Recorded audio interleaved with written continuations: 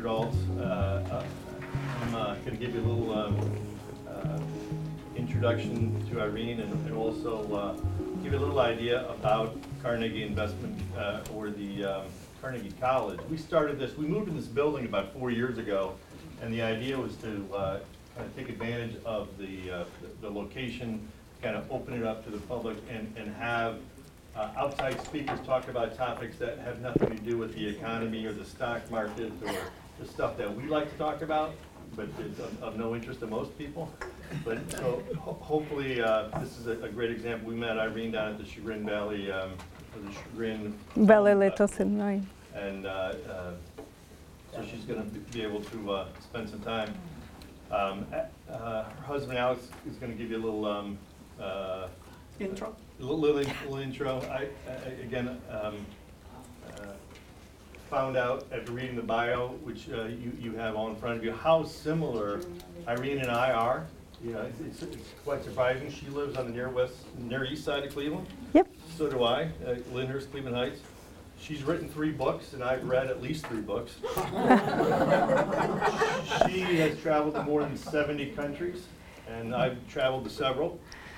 You count Canada as a foreign country? Yeah. Sure. Oh yeah. Yeah. Every time you go to duty-free shop, it counts as one additional country. I've been to 7 then, maybe. 2 master's degrees, 3 master's degrees, and I love watching the Masters every spring. So we have that together, and I hope you enjoyed the program here. And Alex, you're going to talk a little business Yeah. for him.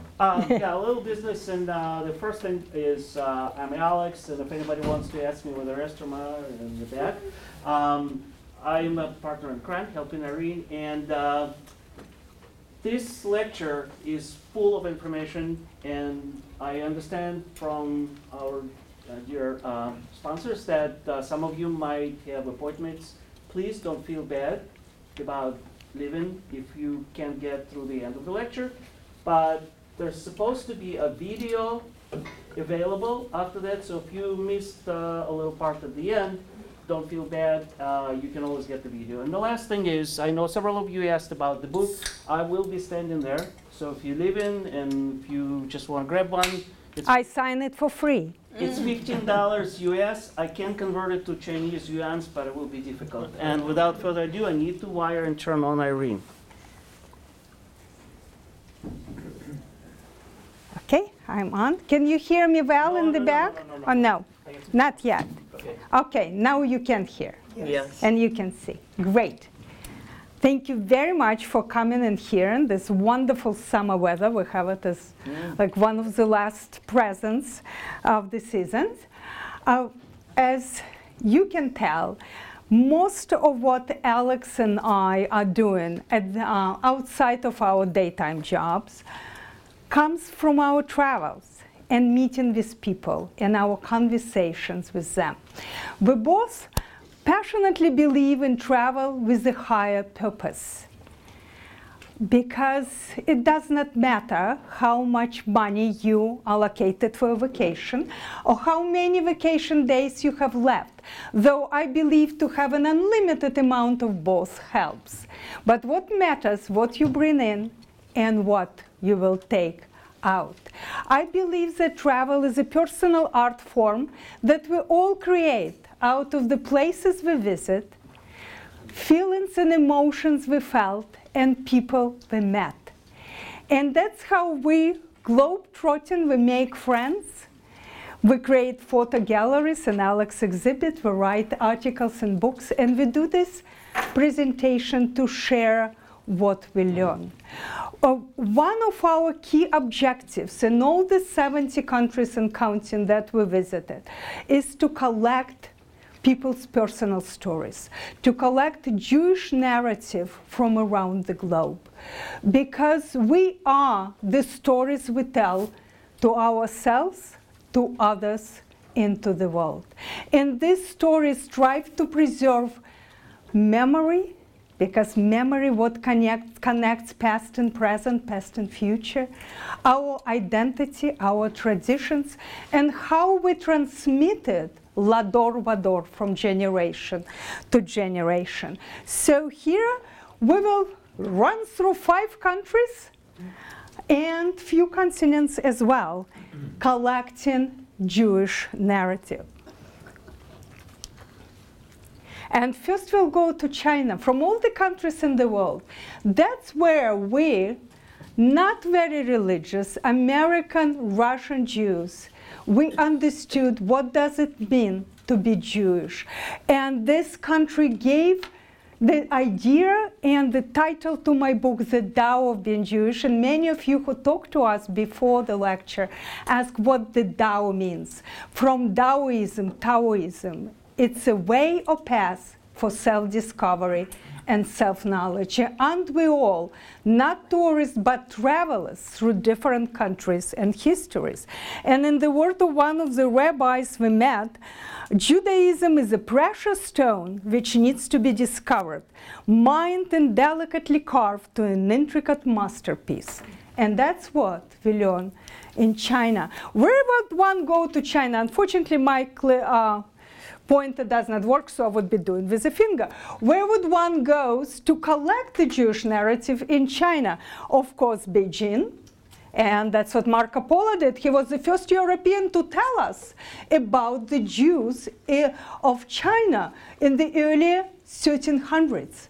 That's when a Mongol dynasty, Kublai Khan, ruled China, and Marco Polo was just, he loved Kublai Khan openness, inclusiveness, because Kublai Khan liked to participate in traditions and religious observances of Christian, Muslims, Buddhists, Taoists, and the Jews. That's what was mentioned. It's also on the north in Manchuria, Harbin. And Harbin means fishing nets put out outside to dry. It was a cluster of fishing villages transformed by Jews into Russian Yiddish cultural enclaves that existed from the beginning of the 20th century through the end of World War II.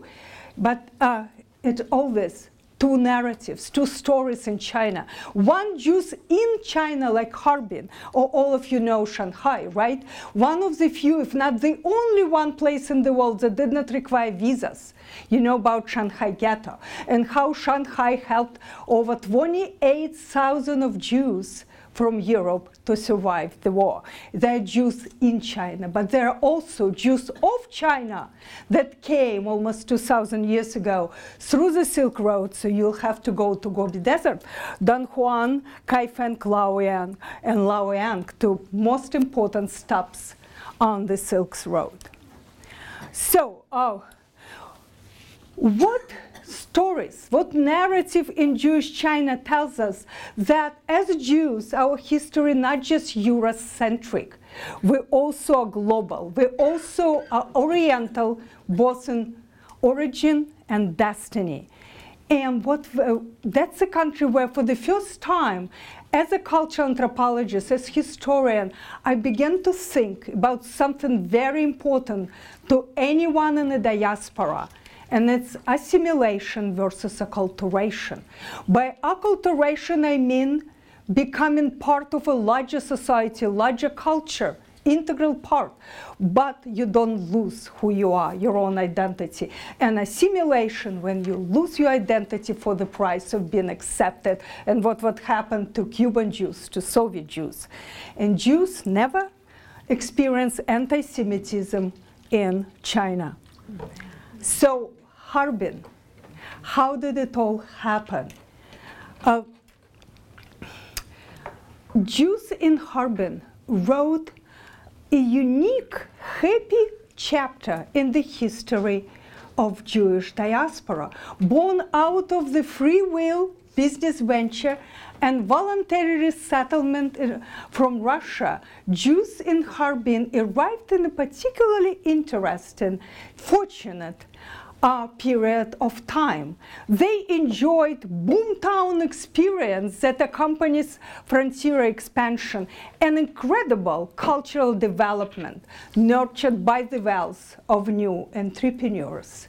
For the Jews in Harbin, this period in their lives, this new chapter of their life was the beginning of new, prosperous, and free life. And that's what distinguishes them from any other refugees coming to, say, China, even to Shanghai, refugees characterized by misfortune and distress. And unlikely co-author of this chapter, godfather of this unique happening in history, was Nicholas II, the most anti-Semitic of Russian czars, who blessed pogroms, institutionalized anti-Semitism. He sponsored this event in history. Why? In 1895, his government leased land concession from China to build an extension to Chinese Eastern Railroad to connect it with cross-country Trans-Siberia Railroad. As soon as a railroad was laid, he was eager to establish strong economic stronghold in the area. And who could do it better than the despised race of Jews? So he announced that Jews could live freely with no restrictions, take everything they have and move to Manchuria. And mind you, it was not exactly the promised land. Winters are bitterly cold. And in the spring, gritty yellow wind from Mongolia would come and cover everything in this yellow reddish dust. Every surface, man, animal, did not matter. But this cluster of fishing villages very soon were transformed into what was called Paris of the Orient, city of music. First family came 1899. In a year, there were 500 people. By 1902, there were a few thousand. By 1920s, over 25,000 Jews. The language of choice was Russian and Yiddish with a little bit of Chinese. They needed Chinese employees who came. They were engineers and architects. There were grocery stores owners, bakers and bankers. They were musicians. They built opera theater, drama theater, ballet theater, conservatory. There were over 25 different magazines from fashion to politics. But in spite of their talent, enthusiasm, and organizational genius, Jews were not able to escape dark clouds of anti-Semitism. Russian Revolution and the civil war that followed brought scores of White Army anti-Bolsheviks, officers and soldiers, who brought with them violent anti-Semitism. So pogroms started all over again.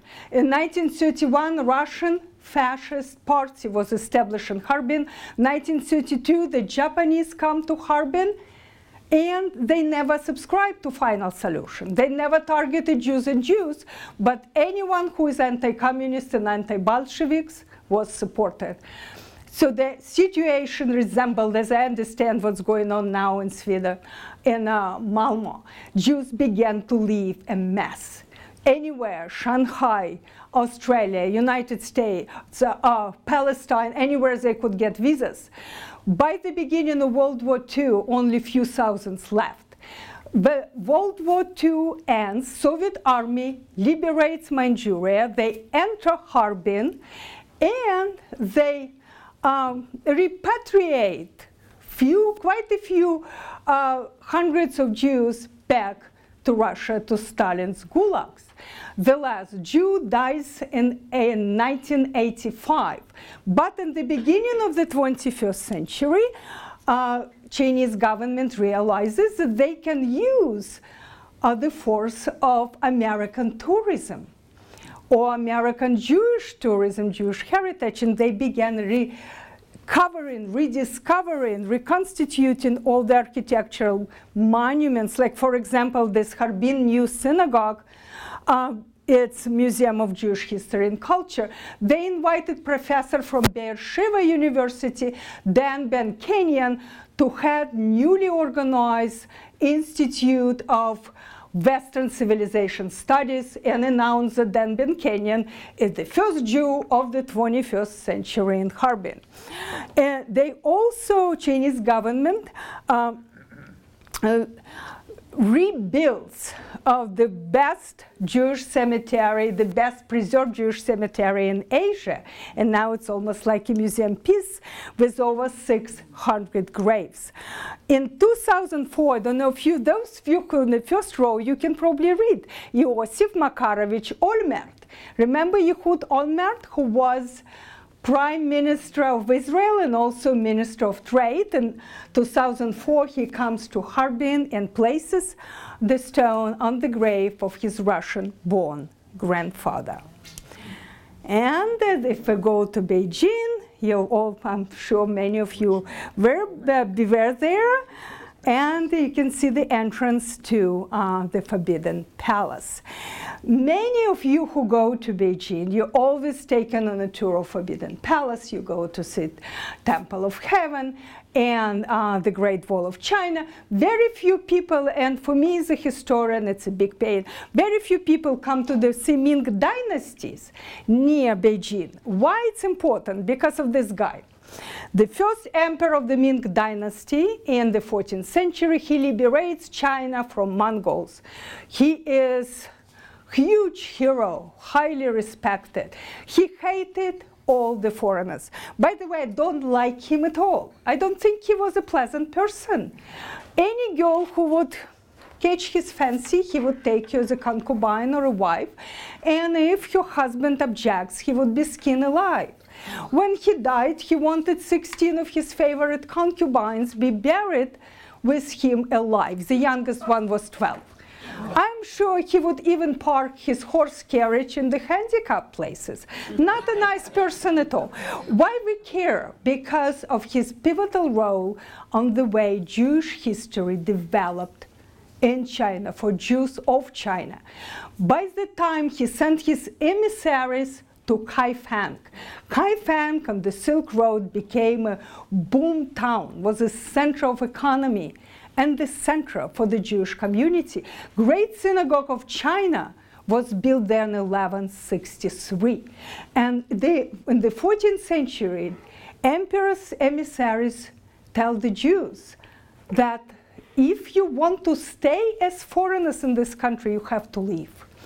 Otherwise, you have to take Chinese names, and they were given 7 Chinese names like Zhao, Jin, occupational names, and you need to intermarry with your Chinese neighbors. But the tricky Jews decided they will intermarry only along paternal line to preserve Jewish blood. Anywhere in the world, one considered to be Jewish if one is born to Jewish parents or at least Jewish mother, because maternity is a fact. And paternity is But in China, that's father that makes all the difference. So in Kaifeng, we met Mr. Jin, who brought us outside town and explained through our friend David, the interpreter, this Mr. Jin, it's me. He said, you know, what is it? That's a place where my family buried their dead for centuries. And he traced his family back to the 11th century. He considered himself Jewish to the core.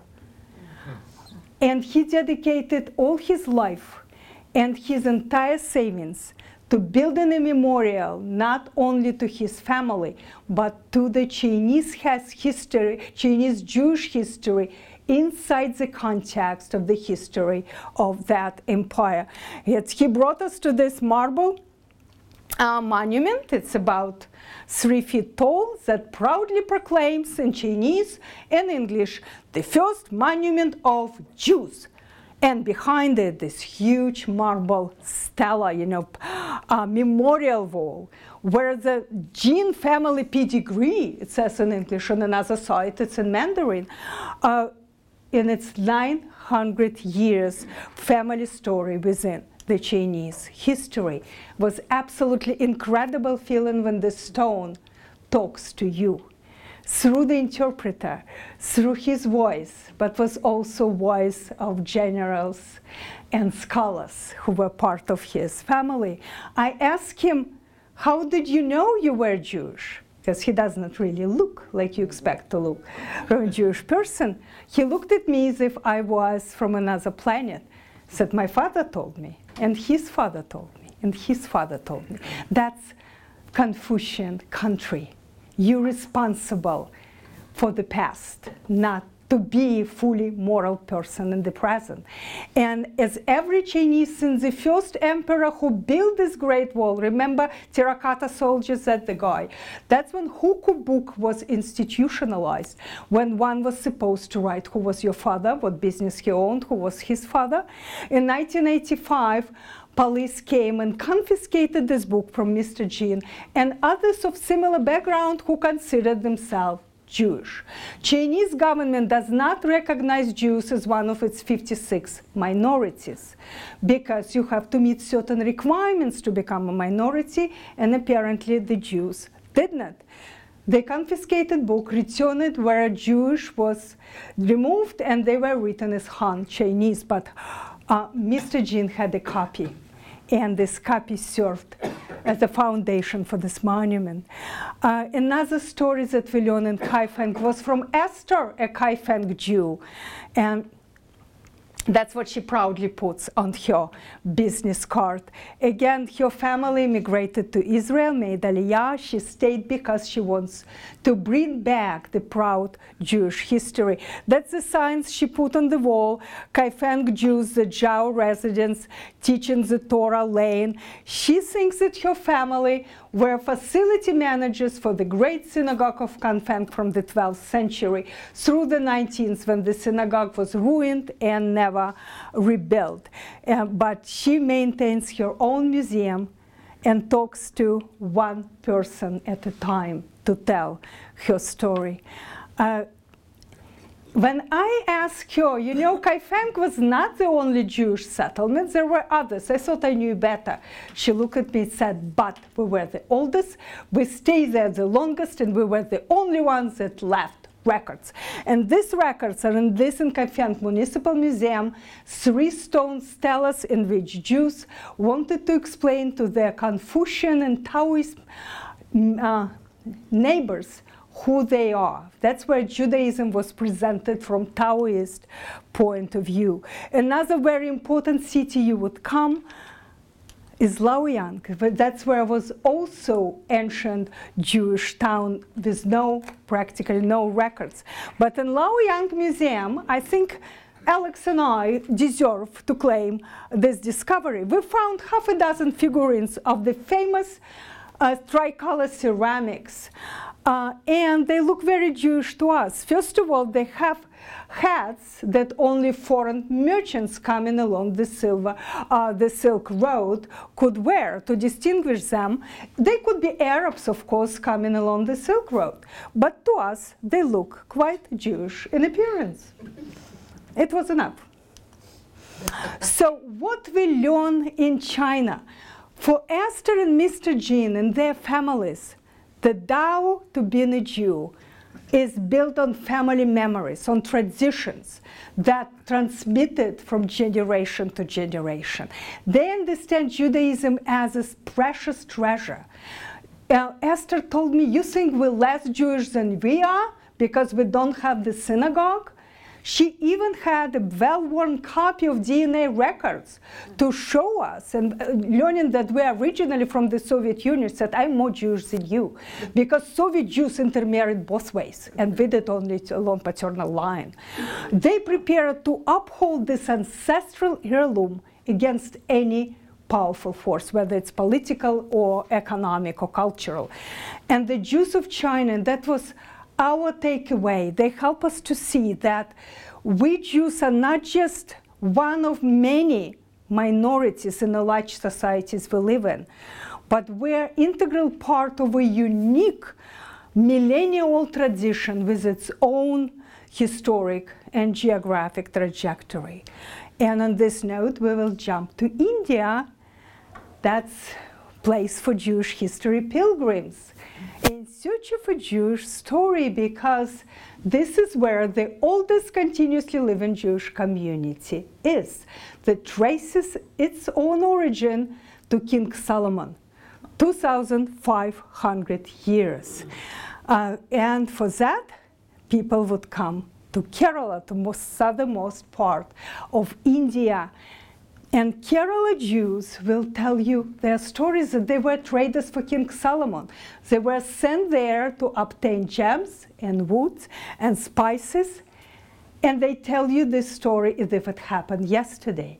But then there is another very interesting group, Bene Israel, the sons of Israel, that came 2,100 years ago.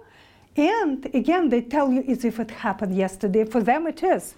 They were traders trying to get in touch with merchants in Kochi, or they were refugees from Jerusalem, from Judea, from the Romans, because that was the time of destruction of the Second Temple. It does not matter. What matters for them that there was a shipwreck. Only 7 men and 7 women survived, 70 kilometers south of Bombay. That's where they think they landed. They had nothing but wet shorts on their backs. Everything was lost. They had nothing else to do but to survive with no language, nothing at all. They became olive oil pressers, ironically called Sabbath olive oil pressers because they refused to work on Sabbath. Over the centuries, they mixed with locals. That's why Kochi Jews didn't want to have anything to do with the dark Jews of Ben Israeli tribe because they were not pure. You know, you have 2 Jews, you have 3 political parties. That was almost the same case. How did they remember who they are? They did. They remembered the festival of Passover, but they forgot its meaning. They remembered Kaddish, and they forgot its meaning, but they knew that's what you have to recite over your dead.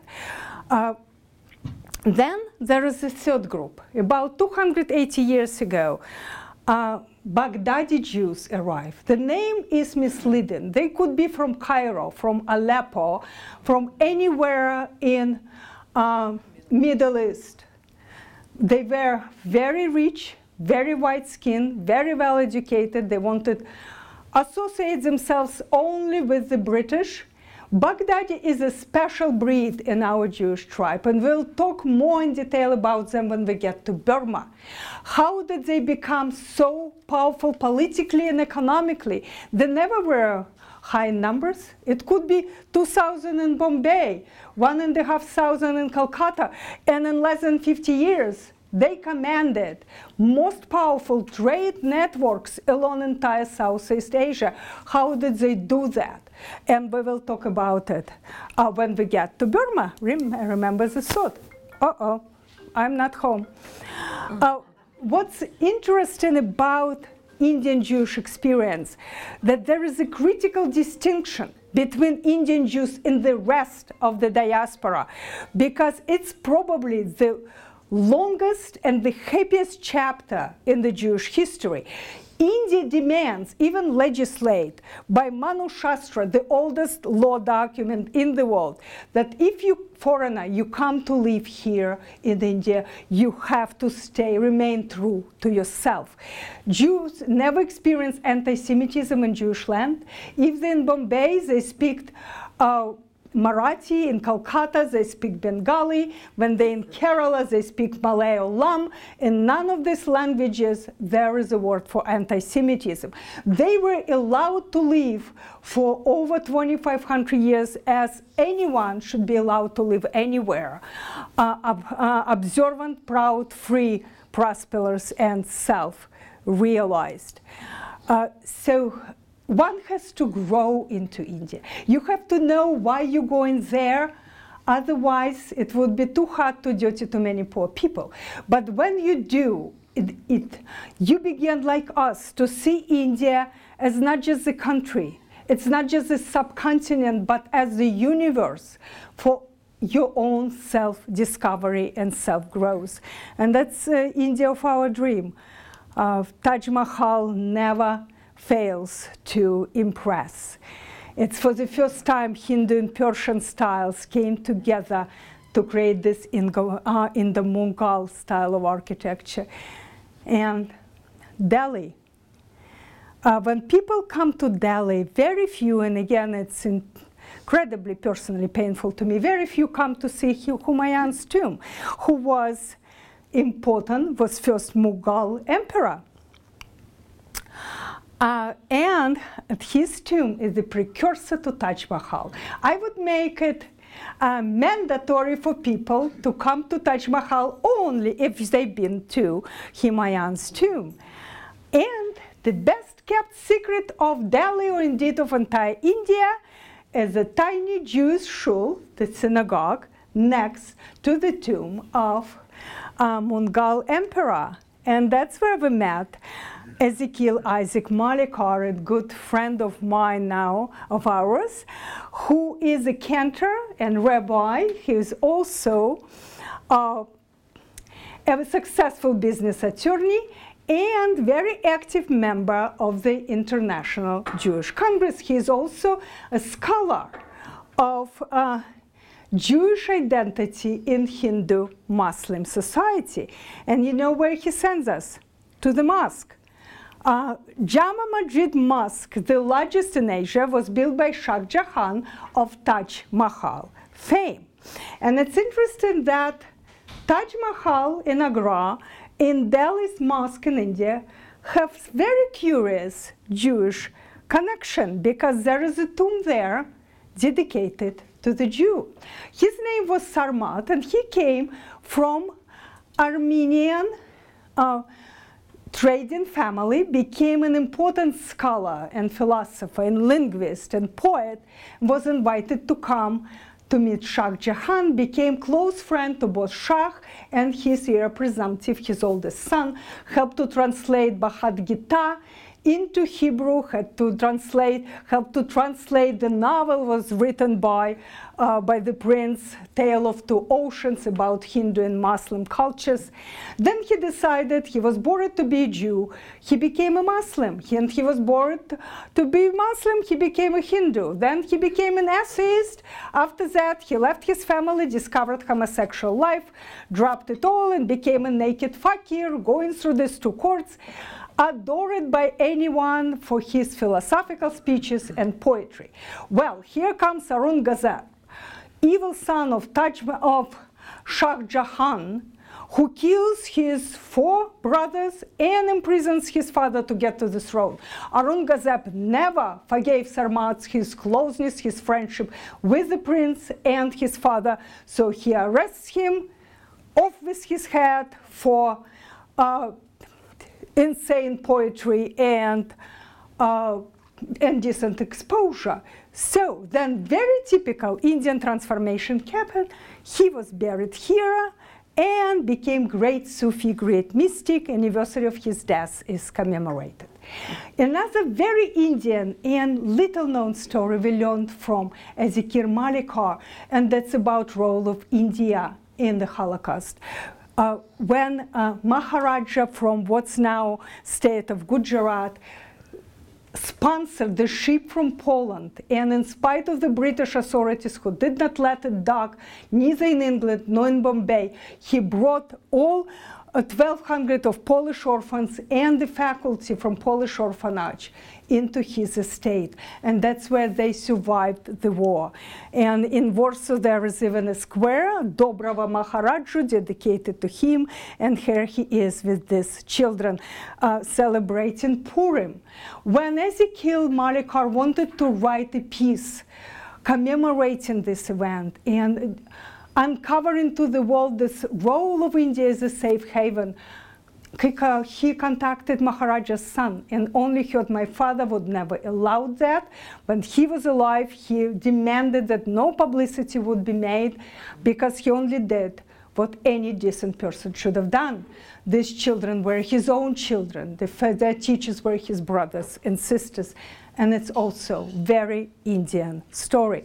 But the path of Jewish history pilgrim would lead you to Kochi. Remember, the southernmost part of India, because this is where the oldest Jewish community in the world still lives. And Kochi is such an unlikely blend of medieval villages from Portugal, Holland, British, and there's a Baroque. You can see the Santa Cruz Cathedral. We almost crushed the wedding. We were not inviting. It's Christian wedding. It's a Christian state. 78% of population are Christians. They speak and have services on Aramaic in their churches. They consider to be St. Mark's Christian. And giant fishing nets are all over. And the oldest continuously living Jewish community in the world, just few families now, they live in the Jew town, which is just one street, the Synagogue Lane. It's, that's where you can see Jacob Taylor signs. We met Riva Salem, who reminded me of my late mother. She's still considered Paradesi, the foreigner, because she didn't come 2,500 years ago. Her husband did, but his family did. But her family came after the expulsion of the Jews in the early 1500s from Iberia. Her children are MDs in Toronto. She visits them often, but she said, I would never leave. This is my home. We met Sarah Coyne, who is one of those that came from Judea 2,500 years ago. And I even bought a challah cover from her embroidery store. That's when she tells me, you know, we pray in our synagogue. It's lay-led community now, no rabbi. We can hear chanting from Hindu temple next door, and they can hear us praying too. And I thought that only in India, in Kochi, these two civilizations, Indian and Jewish, two religions, Hinduism and Judaism, and two ancient languages, Sanskrit and Hebrew, they produce unique, very, very Indian harmony. And that's the synagogue. You probably saw the model of it in the Diaspora Museum in Tel Aviv. It looks more like Hindu temples in the south of India, which is very different from any Hindu temple in the rest of the subcontinent. And that's inside the synagogue. You have to remove your shoes, just like what you do when you go to the temple. And that's what's left of the oldest Jewish cemetery in India.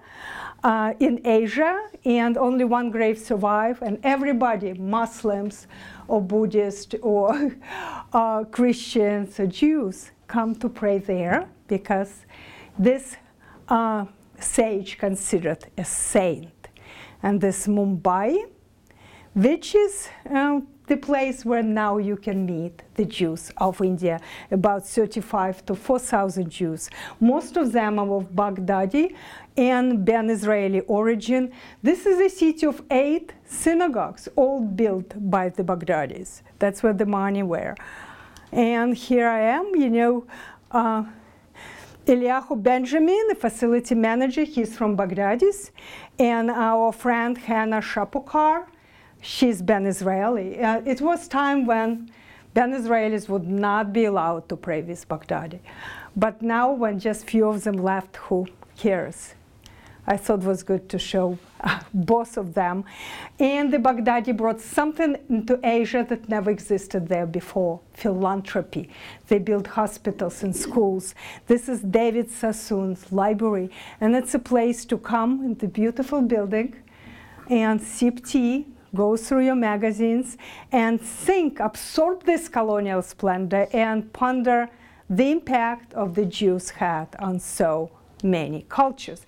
And our friends used to ask us often, are they Jewish or are they Indians? And the issue is that they are both. They're fully Jewish and they're fully Indian. You know, the Jews of China disappeared, or are they? There are a few of them left, and Kaifeng, people who consider themselves Jewish. Here, something strange happened. Their historic identity is on the crossroads of ritual, of myths and legends that they continue to tell about themselves. You know, there are no written or archaeological evidence that support any of their stories. But as far as I know, there are no evidence that contradicted either. So here it is. As one of the experts on Indian Jews, professor from FIU, Florida International University, Nathan Katz wrote, people's historical self-understanding shape their identity more than mere history. Historical facts, he says, are mute and not relevant when you deal with identity. So what we can learn from the Jewish narrative of India, they make you think once again about acculturation versus assimilation. We know what happened to Jews of China, where are they, and how they exist on the fringes of the society. But the tiniest of the tiny minorities is India, Jewish community in India existed over 2,500 years. And they preserve their religious and cultural identity without rejecting or being overwhelmed, like Jews of China were swallowed by this strong culture. But in India, it did not happen. Why and how? And it was very important for me from cultural anthropology point of view. Was it acceptance and tolerance of Hindu? But Chinese also were very welcoming to the Jews or anyone who comes from the Silk Road? Or was it creativity of the Jews themselves who created their own myth of origin while adopting customs and culture of others? Latin America presents quite a different story. Where would one go in Cuba to discover the beginning of Jewish narrative or to see the Jewish community of today? It would be Santiago de Cuba, and of course you will come to Havana. And it's very interesting story to look at the Jewish experience, again, the background of Cuban history.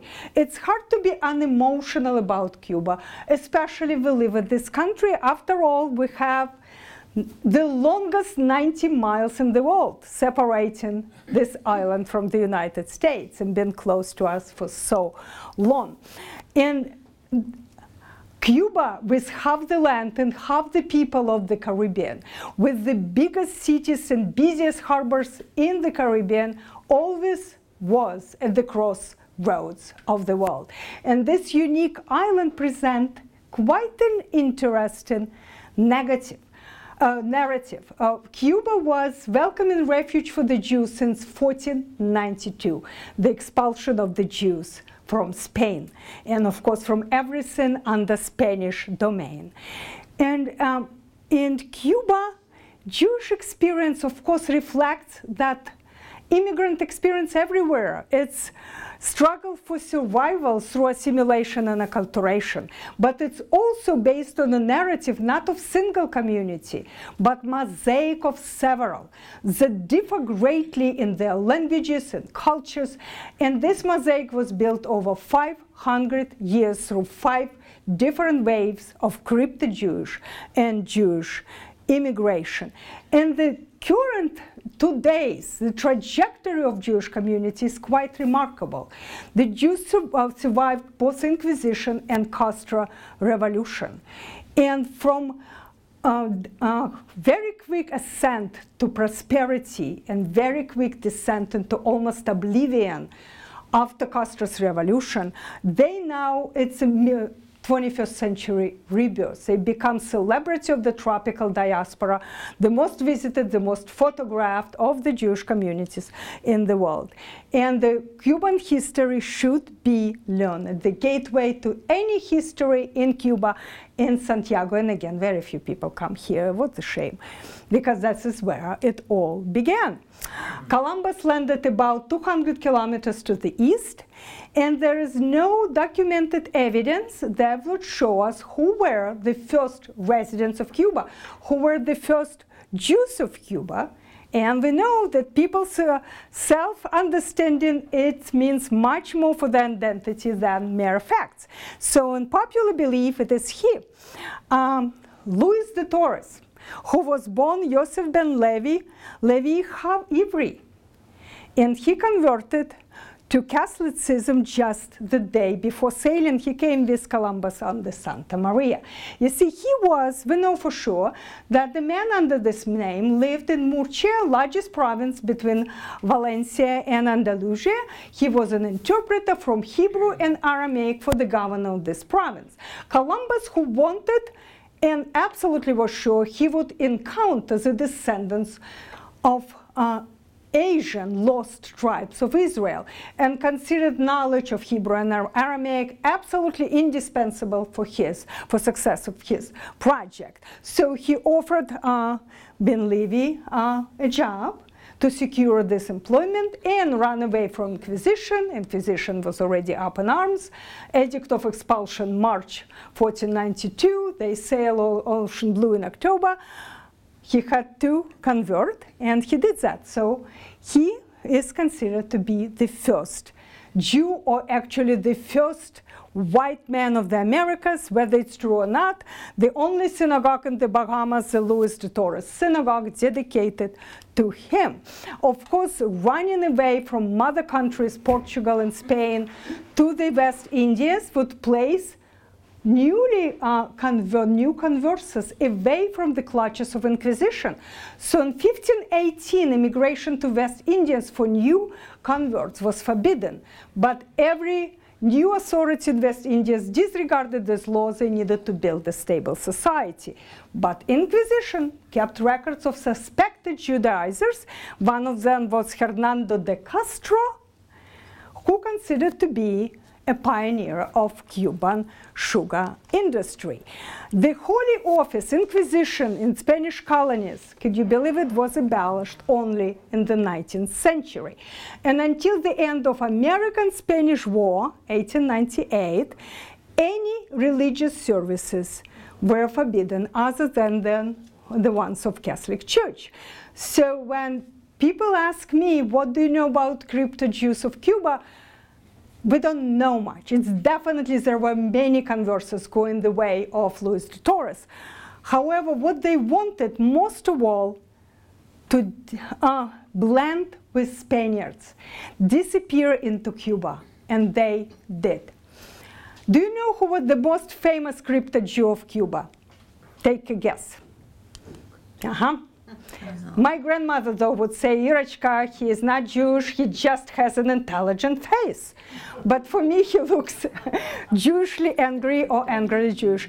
But jokes aside, Castro admitted on quite a few documented occasions, the last one was 2011 to the Atlantic magazine, that while being a boy, he knows many of his classmates in this prestigious Colegio de Dolores wanted to be like or admired Mussolini, Hitler. Fidel could never do that, because these leaders were anti-Semitic. And he could not be against the Jews, because he himself was one descendant through Jewish grandmothers from Spanish Galicia and Canary Island. And the 20th century Jewish story starts in Santiago, when Theodore Roosevelt and his cavalry attack the city, capture the city, and bring the victory in Spanish-American War and in Cuban War of Independence. And only then the real Jews would come, with many Americans attracted by opportunities of investment and prospects of growing their wealth. And these Americans saw themselves first and foremost as Americans and wanted to replicate their American environment in Cuba, built American-style schools and clubs, synagogues, reformed synagogues. In 2004, they built synagogue. 2006, they acquired plot for cemetery. These two events are considered beginning of the Jewish community of Cuba. American Cuban community, English-speaking Jewish community, to be precise. So an American island within an island of Cuba came into being. Then came Sephardic wave, mostly from Turkey first. And Sephardic Jews spoke Ladino, an old form of Spanish. Culturally, linguistically, they felt themselves being part of the local culture. But then come Polacos. Running from anti-Semitism and pogroms come Russian and Polish Jews. They were called Polacos by the locals. though only some of them were from Poland. It didn't matter. But for these Jews, they saw Cuba as a stopover on the way to America. They call it, I can't speak Yiddish, in Yiddish they say it's Hotel Cuba. And if they stay there a few years, they could get visa to America. But in 1924, this loophole was closed. So often in Cuba, temporary become permanent. So they had to make home, and they did. They never had anything to do with American Jews or with the Sephardic Jews. It were separate islands through these waves of immigration. The last fifth wave of Jewish immigration happened 1933 through 1944. We all know the story of tragic voyage of St. Louis, right?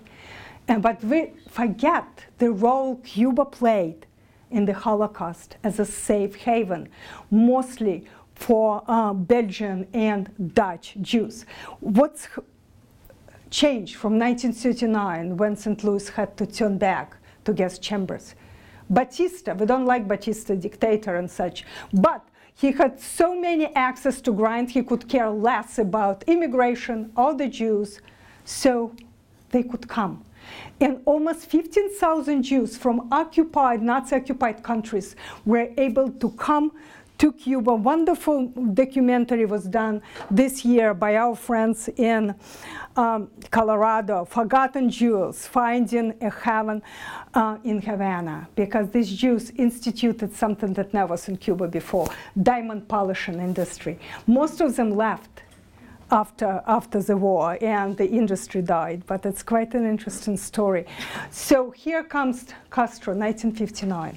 To understand his legacy, we came to his tomb, to San Iphigenia Cemetery, and that's where you could talk.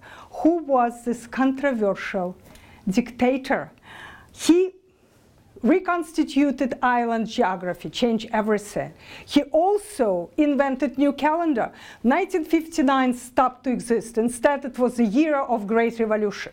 The period that followed was the years of triumph. The constitution that was at that time one of the most liberal, proclaiming freedom of religion for everyone in Cuba, this constitution, of course, was ditched, and the new one proclaimed Cuba to be an revolutionary atheistic state where any religious observance was forbidden and considered counter-revolutionary and punishable. So the three events were the signal for the Jewish community, very prosperous at that time, about 15,000 strong, to live. Within few years, Jewish community of Cuba stopped to exist. In the words of Ruth Behar, wonderful, very renowned cultural anthropologist from University of Michigan, herself a Jew, she was 5 years old when parents left. In her words, she said they left with a feeling that the sea parted only long enough for them to escape. The entire community stopped to exist. It was like a candle, a burning candle snuffed by the wind. And it's important to remember that Castro never targeted, and no he nor Che Guevara, Jews as Jews. It was rather his and Che Guevara's policy of socialism or death that completely destroyed the middle class. And Jews were part of the middle class. But nothing is black and white in Cuba. When there was no religion, synagogues and schools, almost all of them were closed, a couple synagogues still survived. Protected by Castro's personal letter of 1964, tiny kosher butcher shop continued to exist. It's next to Adas Israel Synagogue now. So I have a few minutes, guys, and I will finish. But it's important about kosher butcher shop. And it's in a country where foundation of life is libretta. Castro and his cronies determined everything, where their countrymen have to live and work, how much and what they should eat. Beef practically non-existent. How come that surviving 1,000 Jews in Havana were singled out for this unheard of luxury? Was it because of Castro's acknowledged crypto-Jewish ancestry, or because he destroyed Jewish community, wanted to show goodwill to those who stayed? As always in Cuba, there is no straight answer. And in the 21st century, there is a miracle, rebirth of that community. And the entrance to it is through very unusual place, Jewish hotel, beautiful Art Nouveau space, because Castro brothers realized after the breakup of the Soviet Union that sent Cuban economy into tailspin, was total collapse. It was a catastrophe, it still is. But to turn it from complete dissolution of the country economy, they had to turn it from dependence on the Soviets to dependence on the tourism. American tourism, American Jewish tourism. So constitution was changed. From revolutionary atheistic state, Cuba became pluralistic state, and going to church or synagogue was not crime anymore. Christmas was back, and remaining Jews could go ahead and be Jews again. 3 synagogues survive in Havana, now beautifully restored Patronato and Centro Hebreo Sephardi. And here you see this famous dictator sitting. Anyone been to Cuba on Jewish history tours? Did you visit Patronato? You probably met Adoli Dvorin. That's by her will and her strength, synagogue survives. So when you could be Jew, and she met Fidel Castro in one of the top-level meetings, she said, "Comrade Castro, how you never came to our synagogue?" He said, "You never invited me, Adele." That, "Oh, come. We have Hanukkah, you help to celebrate." "What's Hanukkah?" asked Fidel. And Adele, who's always quick on her feet, she said, "That's a revolution for the Jews." So that's how it was proclaimed. Fidel Castro helps to celebrate revolutionary holiday of the Jews. It's very interesting community, very few Jews that we call Jews, but many converts, people who want to dedicate their life to Judaism. It's more secular than religion. It's small in numbers, but very strong in spirit, and optimistic about its future. Do we have to end now? 5 minutes. 5 minutes, okay. Can you imagine Jews coming to this country? We visited Myanmar in Cambodia last December, and it's still the same wonder. Rudyard Kipling wrote, "A golden mystery upheaved itself on the horizon, a beautiful winking wonder, neither Muslim dome nor Hindu temple spire. This is Burma, and it will be quite unlike any land you know about." And that's land of golden pagodas, where religion permeates everything. Just a small comment. Irene, you have a few more minutes. Good. They moved the meeting. Was supposed to be in this room upstairs, so there will be a little more time. We But started also 10 they minutes said, later. But you do have to fill out those forms. And if you like it, just fill out the form. If you don't like it, then probably... Then you don't know me, yeah. I was never here. But thank you so much for giving Irene a little more time. It's a land of golden temples and of ancient faiths. Burma adheres to the ancient form of Buddhism, Theravada Buddhism. But unlike other countries like Thailand or Laos that also follow Theravada Buddhism, in Burma it absorbs pagan cultures, nuts, not N-U-T, but N-A-T, nuts, the spirits of the universe. They're part of Buddhism. And here young girl nuns.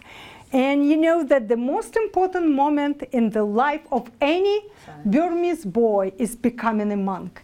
Every man has to become a monk when they're usually 9 or 13 years, but then throughout life for a week, for a month, for 3 months. For girls, it's not mandatory. For boys, it is. And it's religion goes through every moment, every action of people's lives. And people are the friendliest we ever met in our 40 years of wandering around the world. And we were taking part in the not celebration. And here Alex did East Met West, because everyone was very much curious about the color of my hair. And the children were, and mothers like, And here the boys look at me. And this is where you absorb people taking a train around Yangon. This young gentleman just was 9 months old in diapers, but with a cell phone. That's when what he was talking about, I don't know, but it's like old and new mingled together.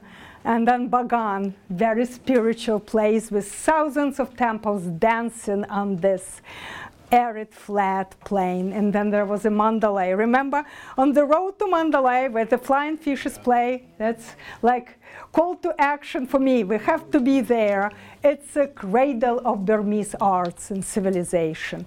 Unfortunately, the face of Buddha was incredible emotional experience for people around us.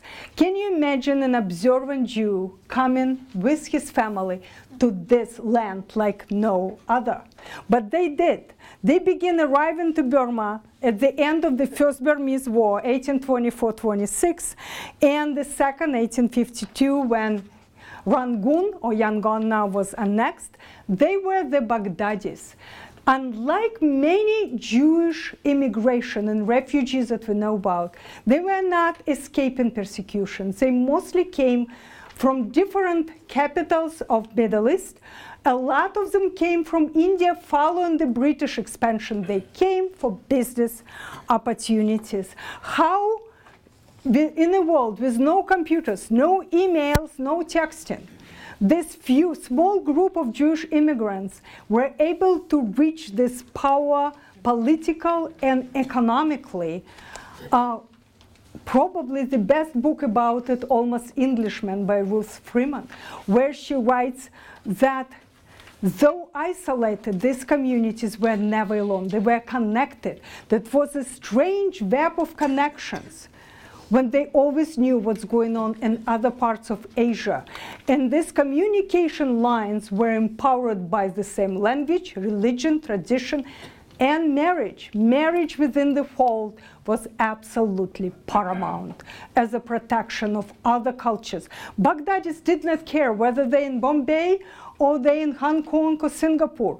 These cultures didn't matter. For them, what mattered, their international but close world. And then there were tribal Jews, the Karen and Ben Menashe. When you come to Yangon, that was anglicized by the British from to be Rangoon, you see the best examples of colonial architecture in Asia. British influence in Burma is pervasive and persuasive. And that's what Burmese Jews wanted to do. They existed between two cultures, domestic, personal culture of Judaism, very orthodox, very traditional, and public culture of the British. They wanted to become the British, and they almost succeeded, never quite. Very hierarchical, class conscious society and anti-Semitic British would regard the Baghdadi Jews as above Pan-Israeli, above Chinese, above Indians, above Burmese, but never, never equal to them.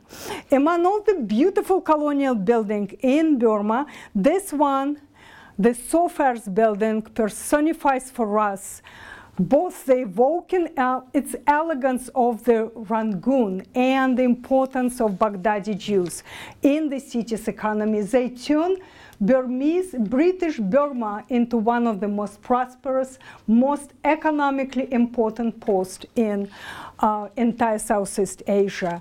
And that's the buildings that now restored, constructed by Jewish Sofars family. This important hotel, the Strand Hotel, very close to the building, Sofars building.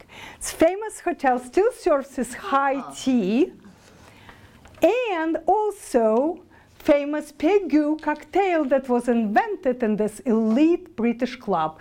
It's tantalizing mixture of gin and lime juice and orange liquor. And then I thought that the Jews of Burma were guaranteed seat in municipal councils. There were even 2 Jewish mayors. They were rewarded and respected for their role in economy and civic administration. They were good enough to open this highly important Sofars building center for many companies, headquarters for many companies of British Burma. Never good enough to see Pegu cocktail with officers and Pigou Club. Almost British. And you can follow the Jewish heritage path in Burma, going to oldest Jewish cemetery there, and coming to the beautiful synagogue, even meeting Sammy Samuels. He is in his mid-30s, educated in both Israel and New York. If you meet him somewhere on Upper West Side of New York, he looks like one of the students. He is Burmese Jewish royalty. His family was among the founders of the synagogue. They never left. What happened to this small but very powerful economically, politically Jewish community? The Japanese come. And even though they were not targeted as Jews, they were targeted as British spies. They all left, very few returned and then left after nationalization of the 1960s. But Sammy's family stayed because they considered they were facility managers from the year the synagogue was founded.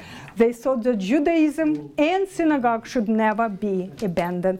We celebrated Hanukkah there. It was incredible. And Sammy told me that we now of Jewish Burma. We're not Jews in Burma.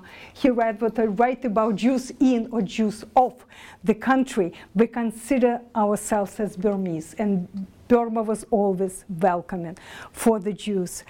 He used to ask his father, it was very difficult to grow up with just 20 people around you. Why, if we have 10 people for the holiday, we think it's a miracle? Our Muslim neighbors would have hundreds. Burmese would have thousands for their celebration. And father told him something very Baghdadi, but something that now Sammy never forgets. He said, numbers never matter. Where you are does not matter. What matters is the strength of your faith. If you have strong faith, you would feel the world. And now it's Cambodia. I will quickly run through it. It's an incredible place where you are sent to the realm of the gods and you go into hell and kill in fields. And it's Alex got the word for this photograph.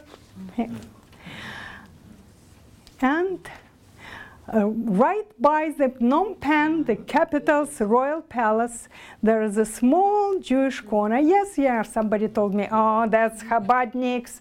So why? What do you mean, yes, Chabadniks? Why the Butman family came from Tel Aviv to be there?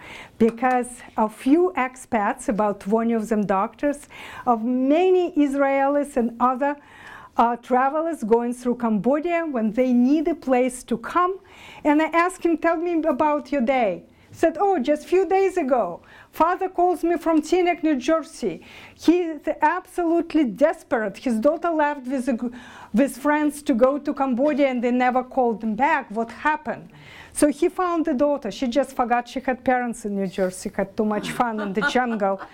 Then before we came, just a few hours ago, he returned from Bangkok. One of the visitors from Australia came to eat a nice lunch and to talk, to kibbutz, forgot his medicine. He called from Bangkok, said, could you please send it with somebody? Nobody wanted to take anything at the airport. So Rabbi Butman just bought tickets, went there, found the guy, gave him medicine, returned, said, we don't have much time to pray. That's what happens. Death and weddings and holidays, and his wife bakes cookies for Hanukkah. So what travels in Jewish history may teach us, and for us were few things. It's a meaning of Jewish identity, because now it's expansive and inclusive, and it stretches far beyond what we call Sephardic or Ashkenazi or Baghdadi. What do you mean by diaspora? Is it simply removal of one's homeland? Or does it matter? Because it's something in us, whether we're Baghdadi or Ashkenazi, whether it's Yangon, Mumbai, or New York, that brings us to create this space of solidarity and expression of community. We always find home away from home, whether it's China, India, or Africa. And the end. We did it in an hour because we started late. Wow.